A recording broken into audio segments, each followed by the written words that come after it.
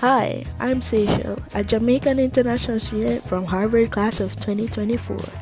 Welcome to Harvard Highlight, where I feature Harvard students, past and present, and their stories, showcase aspects of Harvard life and culture, and highlight interesting opportunities and communities at Harvard.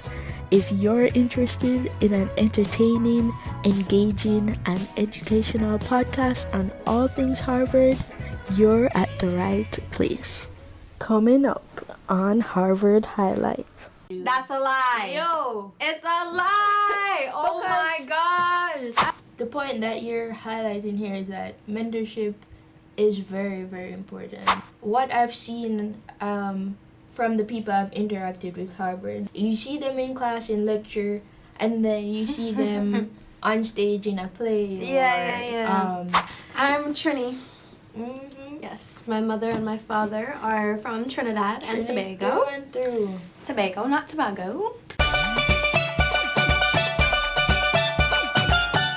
Hello and welcome to another episode of the series. I'm your host, Seychelle, Harvard class of 2024. And today we have a guest that I'm very excited for you to meet. Hello, my name is Mia Montrose. I'm in the class of 2026, studying environmental science and engineering, and I'm in Kirkland House, and I'm a junior. Awesome.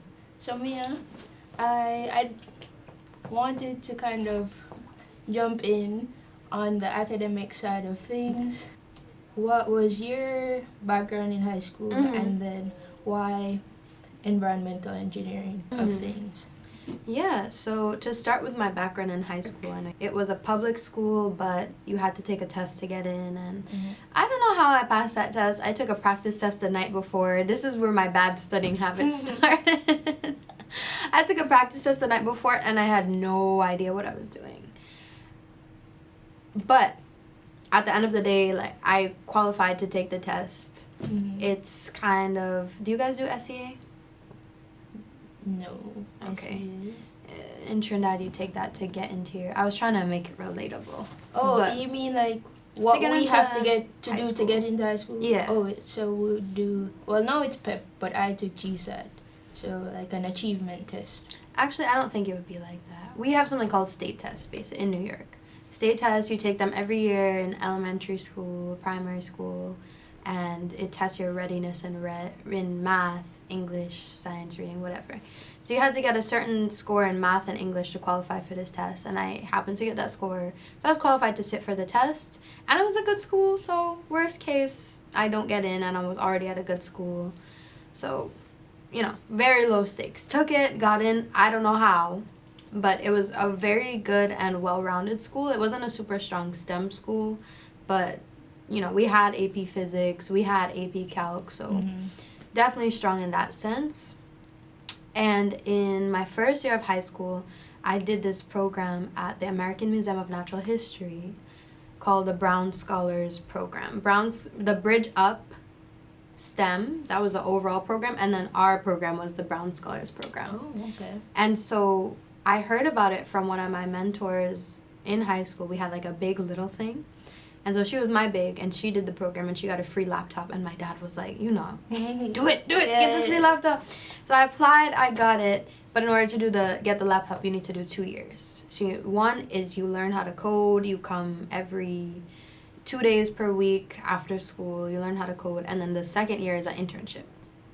So I was like, okay, I got in, I did it, and I learned how to code. And so that started off my CS journey. COVID happened, and I applied to this program called ELITE, which is Emerging Leaders in Technology and Engineering. And it was, I guess it's a non-profit.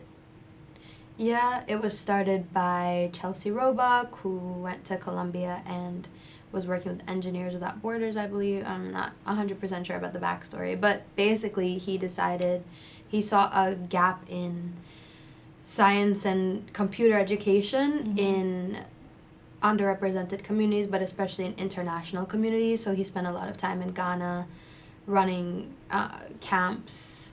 He would go and stay and, you know, do like tech camps for girls, and it would just have the girls come and build things, Arduino, like the simple things. Yeah. Intro to STEM. CS, I think in coding. some cases they didn't even have access to good Wi-Fi, so they would take cell phones where you can read through things and like download PDFs of textbooks. So it was like that kind of thing. They were going in and like bringing it to students there. They even had a program in Jamaica. I was gonna ask, like, they did. Nice. But now I don't think they still do the international programming, or if he does, like, I guess he's not going out there and left it to someone else. I'm not sure. Mhm. But he runs a program in Harlem in New York City, which is traditionally a very Black, Hispanic area. Well, there's kind of a mix. It's getting very gentrified. You always have your different... You're mixed in there as it's New York City, but there are some prominent Black and brown areas that are very underfunded, etc., etc. So, So he's running this program there. It's to teach kids in Harlem how to code, basically, for free. I don't live in Harlem, but it was COVID time, so they were accepting applications from anywhere. I applied because I was trying to do this Google program, and they ran a branch of it. And so I didn't get into the main one in downtown Manhattan, fancy, but I applied to this one in Harlem as well. Or I think they referred me. Something happened. I ended up applying. And it was such a great, like, it was definitely something that changed the trajectory of my career and maybe my life.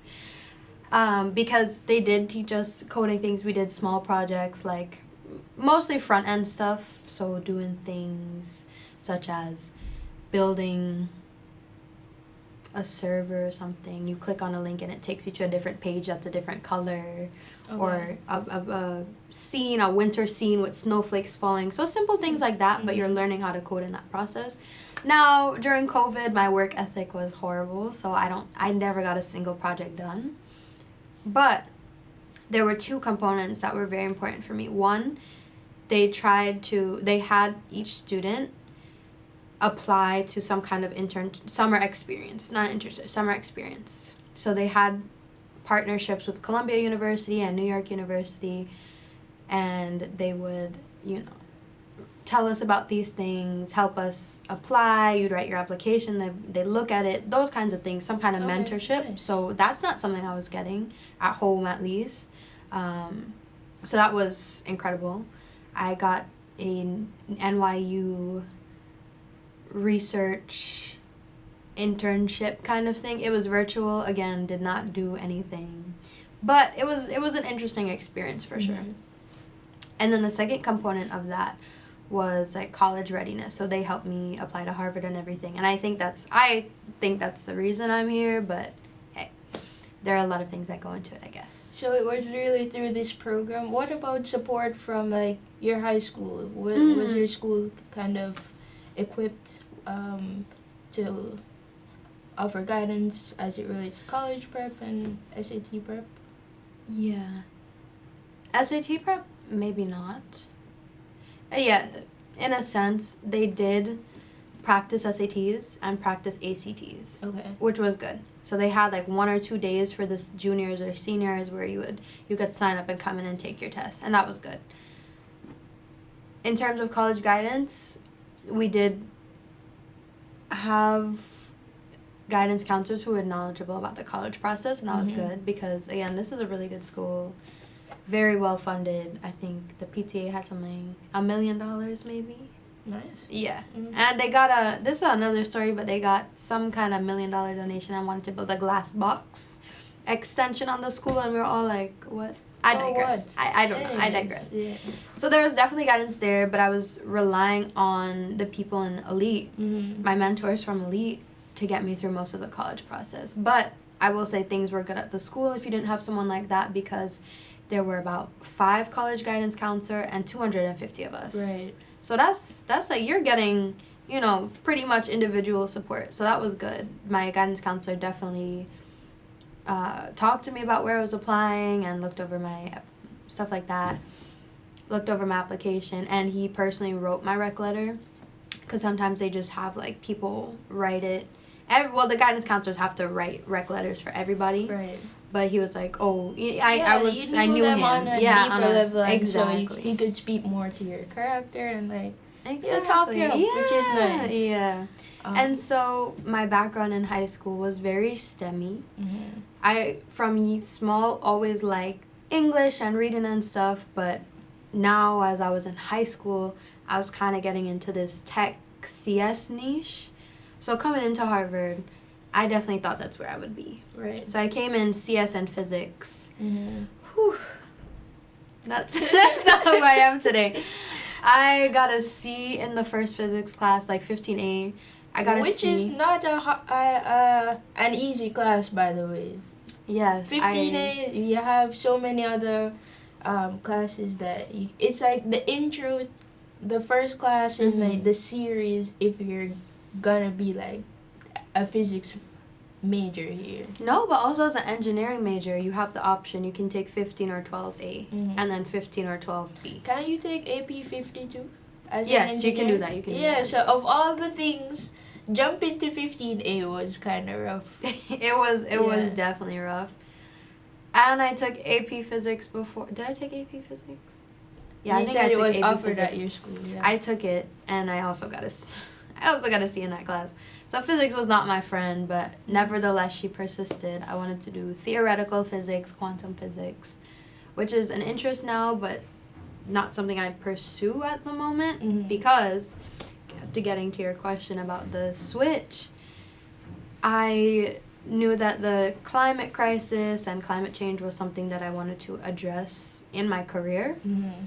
And there are applications that quantum physics has perhaps that, are being developed or looking into, or even CS. I thought I was going to do machine learning. I was so inspired by this video that I saw of people who built a machine learning app that could be used without internet, so like in remote rural areas, and they would scan their crops and it would tell them, oh, there's a disease or XYZ was wrong with the plant or is healthy. And I was like, oh my god, that's so cool. Right. And I can help address climate issues in this way.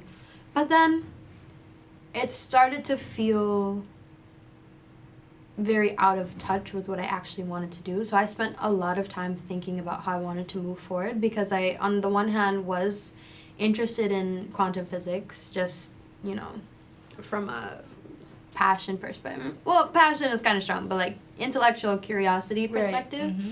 Right. CS is what I had my background in. Right. So it's profitable, question mark. I don't know about right now, but that's what I was thinking. I was like, okay, these tech jobs are gonna make me money. I don't know about now. Yeah, the tech job market is a bit rough right now, but. And of course, my mom was very happy about the CS choice. So it was hard. There were a lot of things to consider. So I started trying to ask myself, what is it I care about? What is it I want to do? Which, again, many answers to that question and didn't help. But what I tried to do was pick. So I had a bunch of these issues that I cared about and that I wanted to address maybe in a career. And I liked them all equally. So I was like, what do I do now? So my way of narrowing it down was, what is the most urgent? What needs me right now? And that ended up being the climate crisis and climate change. So I was like, okay, boom. This is my academic theme. This is my focus. Right. What is the best way of me getting there? And so again, with CS and physics, there are applications, I'm sure. But I just kind of fell in love with the idea of like building things, design, the more engineering aspect of things, being a little more closer to the ground, engineering solutions. And so ESE, environmental science and engineering as a concentration, seemed to be a more natural fit for those interests. Yeah. So when were you kind of having this moment of, I guess, sense of direction? Was it like freshman year, sophomore year after you've taken a few classes? Probably end of freshman year. Okay. You're kind of getting on, okay, I need to decide. I need to figure out what I want to do. And then sophomore fall, for declaring my concentration. Mm-hmm. I was stressed. I was like, what am I going to declare? Yeah. So definitely around those times. Definitely over the summer between freshman and sophomore year, I did a lot of thinking and reflecting.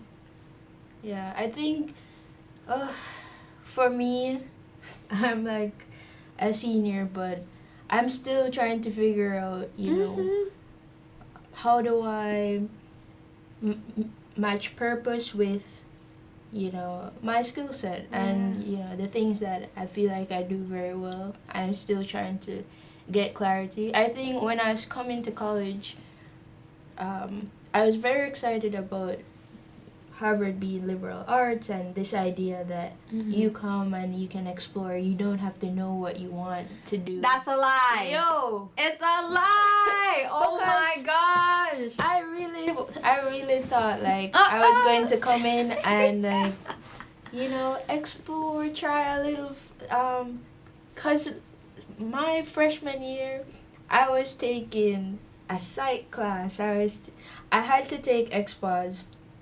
I took an intro to like bio. I took the ES53. The beginner class to bioengineering, because I was just like, that's what I came in thinking I wanted to study.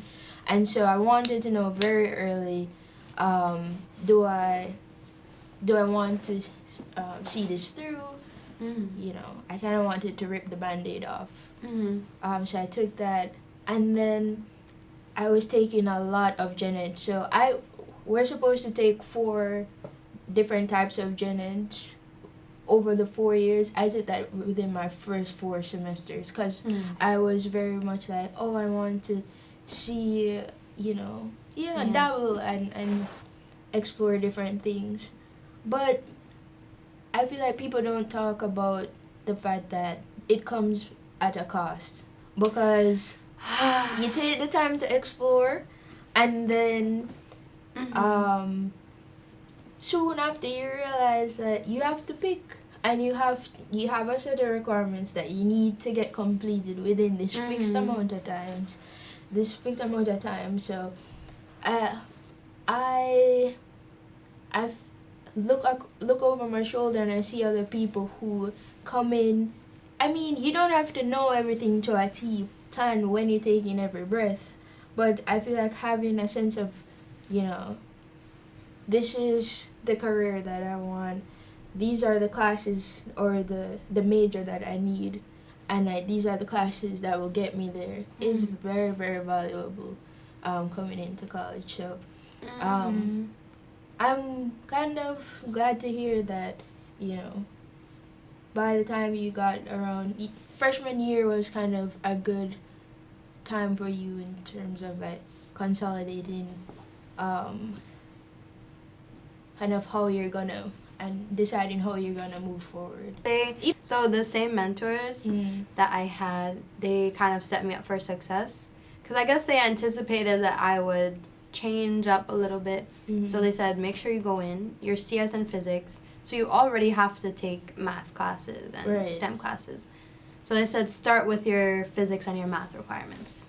Therefore, if you decide to change, you don't have to start from ground zero. And that saved me, because imagine I came in and I didn't, and then I switched to engineering, and I'm doing the SB, which is like 22 classes or something like that, and I didn't have those, then that would not be good.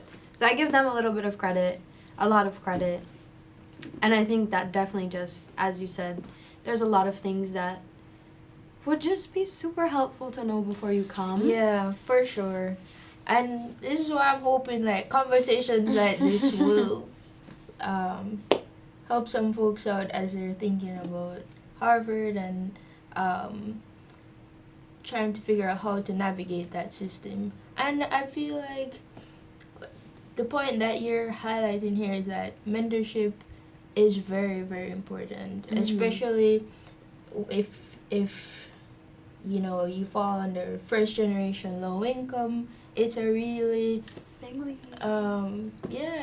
Harvard is a space, and like college in general is a space that like the more you know, the better you can navigate it. Like knowledge is power in places like this.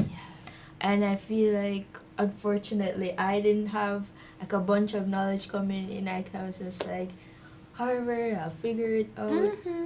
And then because of COVID too, and not being here freshman year to interact with upperclassmen and like have that wisdom passed down to me was also something that I didn't realize until I got here, the importance of that. So all I can do now is kind of like pay it forward, and you know, Mm-hmm. I try to like take people under my wing and be Which like, she does a great job of, by the way. and be like, hey, are you thinking about this? And yeah, having a series like this to kind of even get people thinking about stuff before they got here. But yeah, That's definitely something I'm grateful for. You're very intentional about your mentorship, so.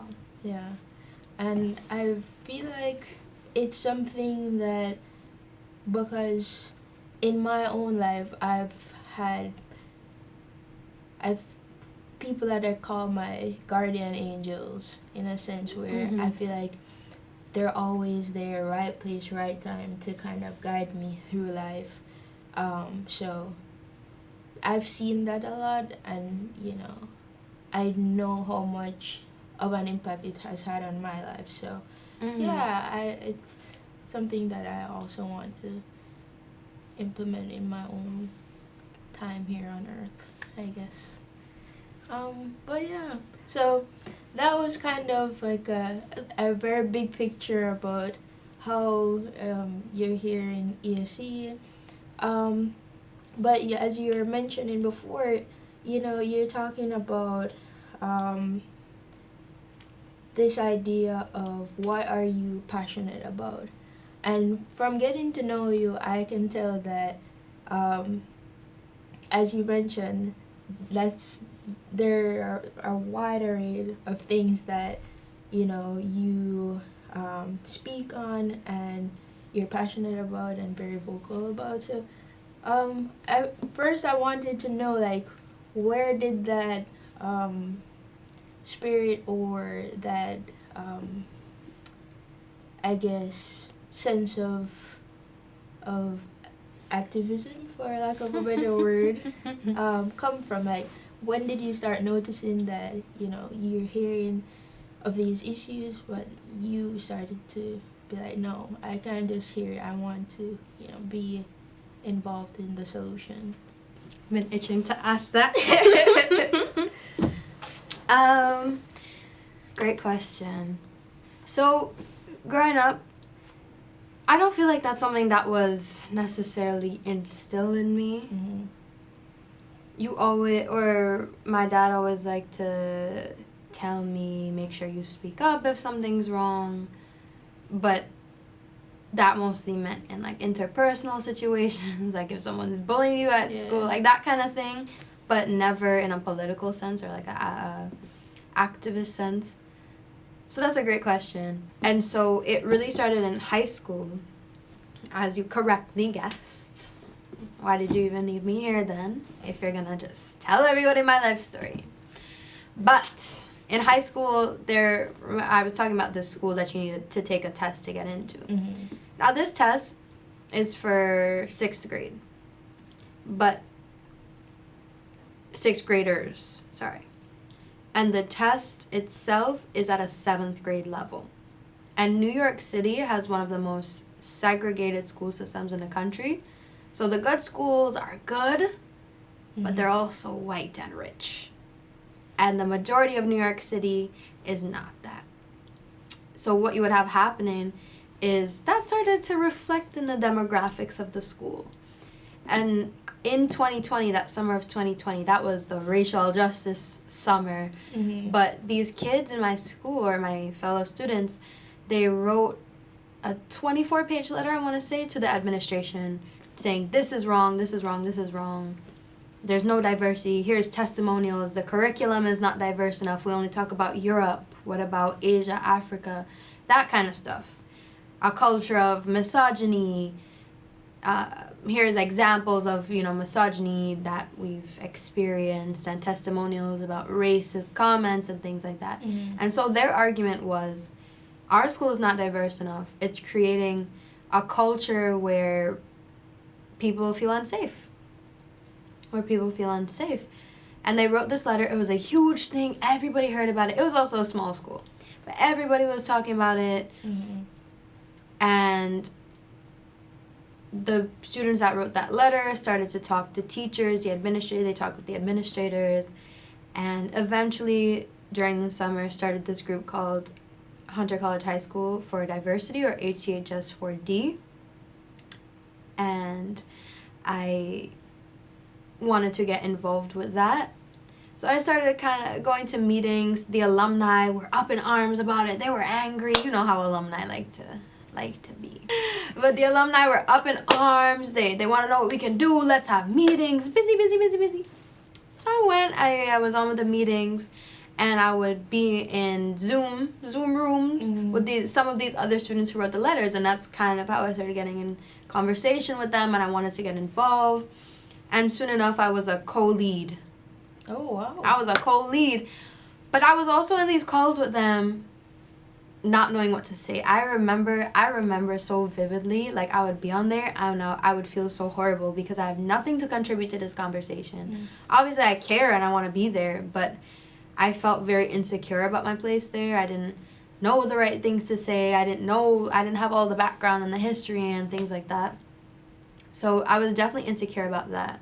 But eventually, as I learned more, I started to be able to be more vocal and be more of an advocate and vocalize these issues that we had and maybe solutions for it, and just talk about it in general. Right. So that helped me find my voice in a sense. It helped me get over the feeling of insecurity in that place because I was there, I cared. I took the time to listen and learn from what people who had been involved in this issue had to say and their experiences. And I became a better person for that. And also a better activist, I guess. I don't know. Right. So that, it ended up being a lot of, what? What? Oh, You I wouldn't mean, describe yourself as an activist now? No, I mean like back then. Oh, okay.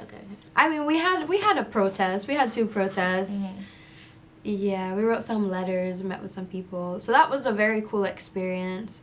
And it was definitely a lot of learning from people who were not new to this, they're true to this. So like a lawyer, one of the students at the school was a lawyer, and so he was working on this. And then somebody, like their parents were radio show. I don't know, had connections to city council and blah, blah, blah. Right. So they were like, oh, we're going to talk to this person again. And I was like, okay. So it was definitely a lot of learning from them. They had done stuff like this before. They, had all these ideas. And I was like, okay, well, I'm here to support however you need it. So that was a great experience. And my first time really being vocal about an issue like that. In this case, it was equity in education, equitable admissions reform, that kind of thing. So I got to Harvard, and I kind of chilled off that because that burnt me out a lot. Okay. Not just that, but just school in general. Junior, senior year was not fun. So most of that organizing was maybe sophomore year. No, 2020 would have been, the summer before junior year. I think so. So. So, junior year I was not doing well with school, or just like struggling to keep up with the Zoom fatigue and procrastination. Zoom fatigue? Can we talk about that? Zoom fatigue was real, because y'all think I'm kidding, but I could not get anything done. Anyways, it was rough. So, given the fact that I had to do my freshman year of college on Zoom, doing classes on Zoom, office hours, you want to meet up to prepare for presentations, Zoom meetings, my life revolved around it. It was awful, and I'm glad that is behind me, for sure. Right, now we can interview in person. Yeah. But, yeah. So definitely a lot of burnout just from the COVID era. So when we got back, I kind of was cool off that. Got here, I was just trying to figure myself out. Yeah. Cool. Then, the swatting incident happened in Lev. You remember that? Yeah. So, I heard of this. I went to the town halls, the very spirited town halls. Did you go? Probably not. Probably not.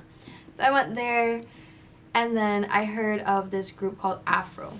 They were there at the club fair last year, I believe. And so they had this protest, and they were like, oh, if you're black, come over there. So I was like, okay. So they started their, I think it was a rally or speeches, things like that. So I went over. At the fair? At the club fair. It was on the steps to the Mem Church steps. Right. I remember that. Right. And so I was like, okay, I'll check them out. Like, obviously they're gathering people, so I'll go, check them out. I listened. It was cool. They were saying important stuff, but I wasn't necessarily like diving to get involved. I think I probably took a flyer and I wanted to hear more, but that definitely wasn't my priority. And then this year, or no, it was last year as well, October 7th happened. So that was like a few months after that, which was, right. So October 7th, everything kind of explodes. For context. Oh, for context. So October 7th last year, Israel's army got attacked, or Israel got attacked. Oh, okay. By Hamas, and that started a lot of back and forth and eventually turned into the genocide in Gaza. Right. So that happened, and this group, again, AFRO, they were involved in things. There was a whole letter that some student orgs had signed on to, and they didn't remove their name, and they were out there organizing with the PSC folks, and this was an issue to me that was also very important because I don't know, it's just a huge issue, in every sense of the word. And so I really appreciated that they were there organizing, showing up for the PSC as black folks as well. So that was just great, and I wanted to get involved more with that. And so my route through doing that was reaching out to AFRO and trying to organize with them, as opposed to with PSC, which is the Palestinian Solidarity Committee. So yeah, and then I joined AFRO, and here I am now. I'm one of the steering committee members, which is like our elected board kind of thing. So I'm a steering committee member for AFRO, and very, very involved, or like very politically active, I would say. Yeah, I definitely consider you to be one of my more politically active friends, and it's, for some reason I feel like I've seen you being active even before last semester. I don't know, but that might be a stretch of my imagination, but I've definitely considered you one of students here at Harvard fighting for a cause, and it's really interesting to see that you can wear multiple caps here at Harvard, and kind of have, like, if people, if you're interested in, joining groups that are wanting to give a voice to different groups or different causes, that is something that you could do at Harvard. I don't know about how much support you'll get from the institution, but I think on the student organizing level, it's nice that there is a space here, or a space that's fighting to be here, to keep that alive. In terms of support from Harvard, I feel like you get support until you antagonize them, and then it becomes a problem. But Harvard is not the good guy in every situation. So, but to the diversity of, I guess the idea of wearing different hats, a lot of people in AFRO, at least on the steering committee, we have a ton of STEMmies, mechanical engineering, physics, like pure physics, CS. And then you have your social studies and, you know, history. But there's definitely a mix. No, I'm not saying that, like... No, I'm just saying, like, that I wouldn't have expected that. Mm-hmm. And also, I think in general, what I've seen from the people I've interacted with Harvard, that's normally true. Like, you see them in class in lecture, and then you see them on stage in a play, or in their ROTC uniform, or, you know, I think we're being well-rounded and is definitely something that I've noticed. In the lab and singing on stage. Yeah. Whoever that is. But yeah, so just know that, like, it doesn't have to be like you're here and you're just in the books. There are different ways to get involved. Yeah. And, like, one of the areas, this is just an example of, like, one thing. Another way that, but, you know, this is not the only thing you're involved with here on campus. And I feel like I'm very glad that even though you were, you know, feeling a bit burnt out kind of on the organizing thing, you still explored different groups and stuff on campus. So yeah, tell us a bit more about what you do here when you're not in the SEC. Yeah. Funny enough, I'm more in the SEC last semester and this semester. But I guess I will be more in the coming semesters. I am involved in the Harvard Caribbean Club. Hey! We didn't even talk about that. Oh, we didn't talk about ACC. No, but like your Caribbean background, and talk to me a little bit more about that. What flavor of Caribbean are you, Mia? Oh, look at you using it! I'm Trini. Mm-hmm. Yes, my mother and my father are from Trinidad and Tobago. Through and through. Tobago, not Tobago. Mm-hmm. And I was like raised between New York and Trinidad, basically. So, what's up? I will say, big up your people from Trinidad. I was gonna try to start naming everybody at Harvard, and I was like, I'm gonna miss out some people, and I'm gonna get in trouble. But so it's interesting that you talk about the experience of coming here. And wait, no man, like wait, said, oh, Mama ran for Trinity and dancing. Okay. But like, how did that shape like your upbringing? Okay. Oh, I didn't know you wanted all that. And like, as I said, I mean, okay, my mom and my dad are both Trini, so I'm Trini. Yeah.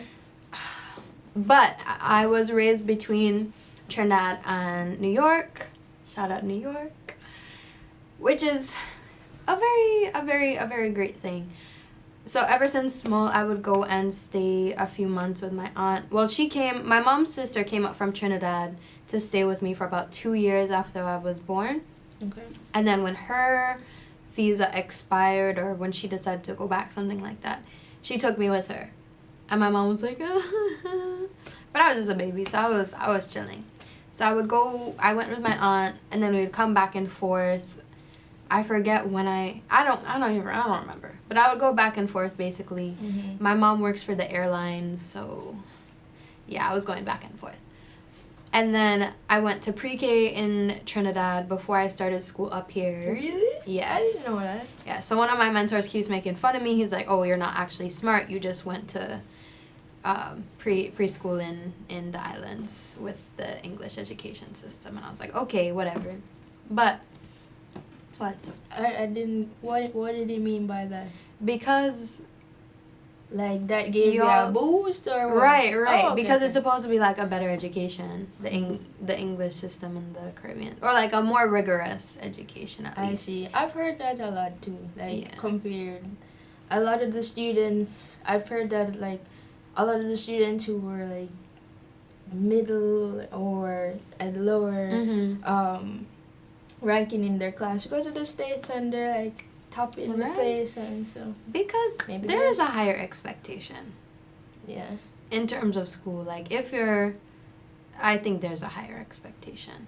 Or maybe it's a cultural thing too. You're expected to dress a certain way, you know, keep yourself a certain way, make sure you get your stuff done. Now, does that always happen in practice? No. But in theory, you know, that's the theory.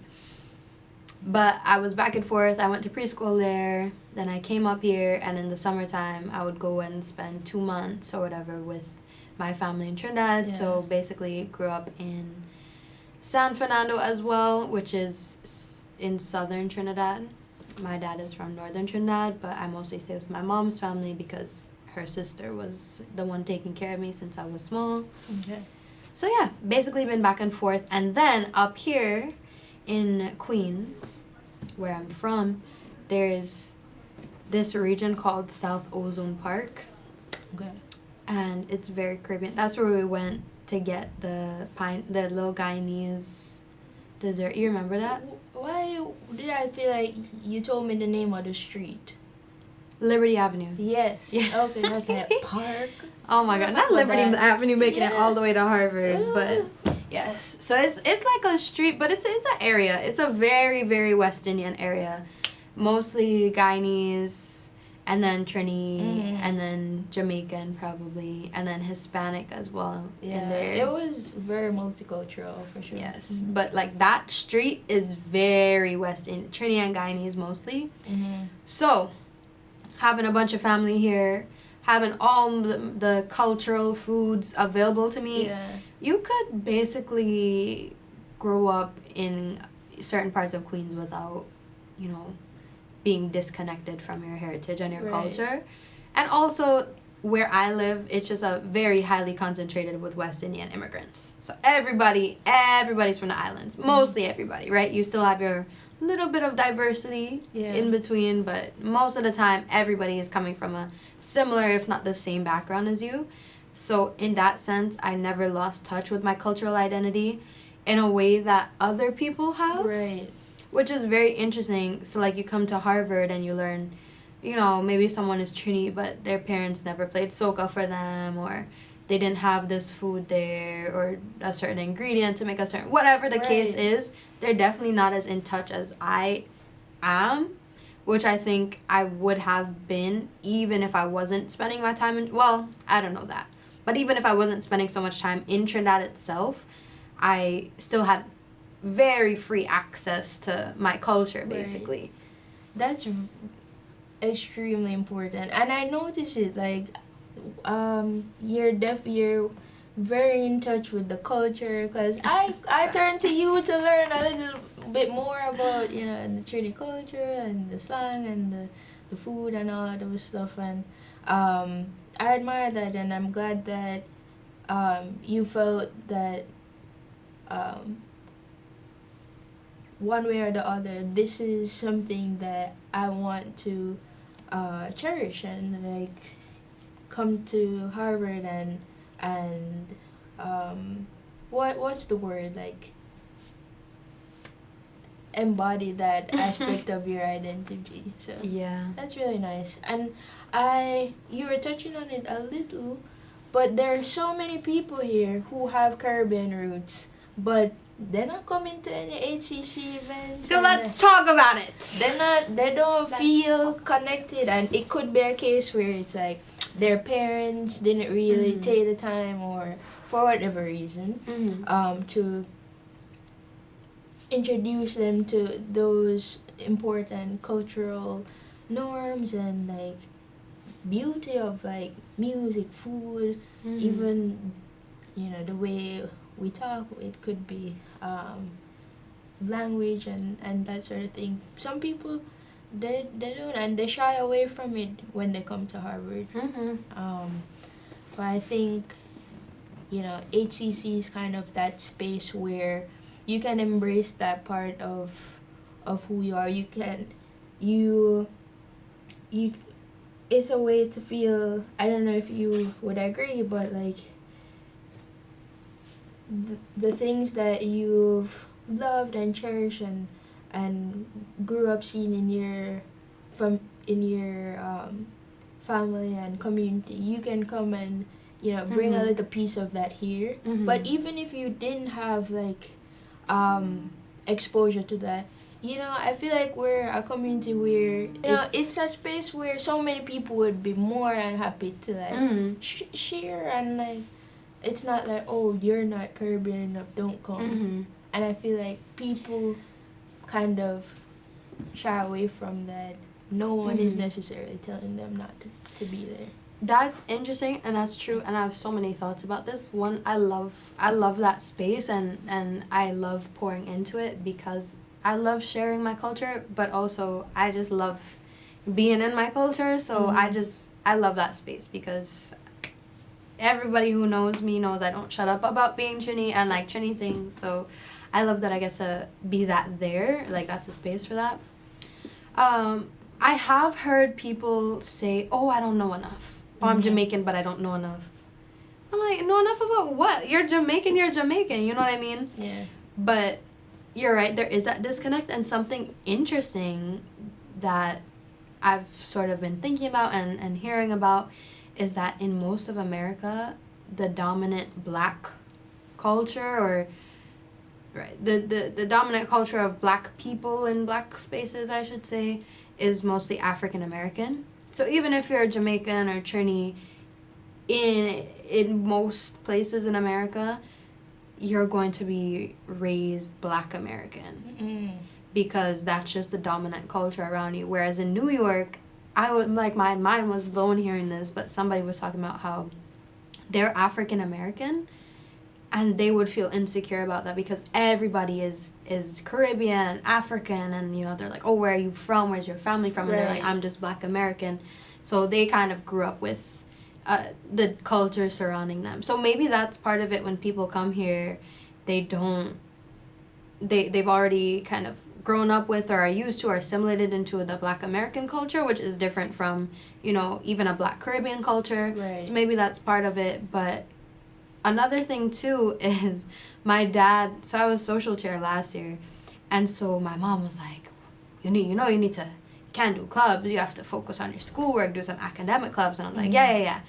And my dad was like, what, your job is gonna be leading the New York Carnival now? And I'm like, okay, all right, okay. So maybe that's a thing too, where they're kind of like, you need to get in, head down, get your degree, and focus on that. You're already Caribbean, so why do you need to, you know, be involved in these like, you're there for your professional development, which is fair. So come in and do your thing. So maybe that's part of it. Personally, that's not to my parents' dismay, probably not the approach I was taking. And I think it's just a great community space. I will say after last year, and also we'll give them some grace because everyone's coming back from the pandemic. So nothing's going to be as vibrant as it was before. But I definitely see it building back up. Definitely. We have first year reps and our communication chairs. Well, I say that like I'm on board. I'm not on board. But, you know, positions are filled. They filled nice. So positions are filled. You have a full board. I think I love where things are going. I love the community. Yeah. Yeah, I definitely feel like HCC is gonna build back year after year and then become a staple on campus like it used to be. It used to be? Yeah. Like when it came on to parties and events, like people would show up and like represent and have, there would be that sense of community. So I definitely wanted to get back to that place. And it's gonna take people coming. Yeah? We don't bite. Just me. Cut. Yeah. She'll actually bite you. But it's fine. You survive. Yeah, mostly. High percentage of survival. Wait, what were you saying before this? Talking about... Oh, yeah, I think those 2 points that you mentioned are really big. Especially when it comes on to like career and, you know, because I've even seen, I'm just thinking about one person. Caribbean people who are up in the academics, business, consult, and then don't show up to... Yeah? Yeah, they're doing their things, but I What are you think... thinking? What are you thinking? I'll tell you after. You're gonna forget! No, I'll take it for him. But yeah, I think for me, I can't imagine my time here at Harvard without the Caribbean Club. But because I just get so homesick all the time. And then like, I was talking with Michaela about the last study break that we had with the food and the rice and peas. It's like I don't realize how much I miss that. And so it's nice to have that space here, especially as an international student, for sure. And I think I was gonna say something else, but it slipped me. I do notice the international students really make it their home. You, not Aya. You, Zaria, Aaron, Adam, Kelsey, really poured into the space. Yeah. Well, I appreciate you stopping by and sharing a bit about the life of Mia, and Harvard and what that journey is like. I wanted to ask, you're a junior, halfway there. How are you feeling? I think that says it all, folks. But I'm rooting for you. Thanks. And I'm here for one more semester, so yes, I'm around. And that's the thing. It's so difficult because your education is very... Oh, trust me, I know. That's another thing with you Caribbean parents. Your education is important. What is it? Your education is one thing that could never be taken away. That got drilled into my head, at least. So I'm here. It's a difficult balance between getting that degree and like putting the focus in. But in order to survive, you need your community. It's like but then if you build that community, that takes time. So being in HCC and taking time to go to events or whatever other affinity groups, ABWA, BSA, dip your feet everywhere, that takes out time away from the academics. But to survive the academics, you still need your community, which you need to invest in. But that, it's a cycle. So it's hard. I spent my first 2 years investing in my community. So these 2 years are definitely more focused on school. Maybe politics, but that's a bit more flexible than, say, being on the board for a student club. Yeah. Well, that's all we have for today, folks. Call it a wrap on today's episode. Be sure to like, comment, subscribe. And if you have questions, leave them in the comments. Hopefully we'll be able to answer them in future videos. I'll answer any questions. I know the camera loves me, so I'll be back. Okay. Don't miss me too much. Cut. So long. Thanks for watching Harvard Highlight. Subscribe for more content. Check the links in the description for more information from this episode. Feel free to ask questions and leave a comment. And before you go, like this video.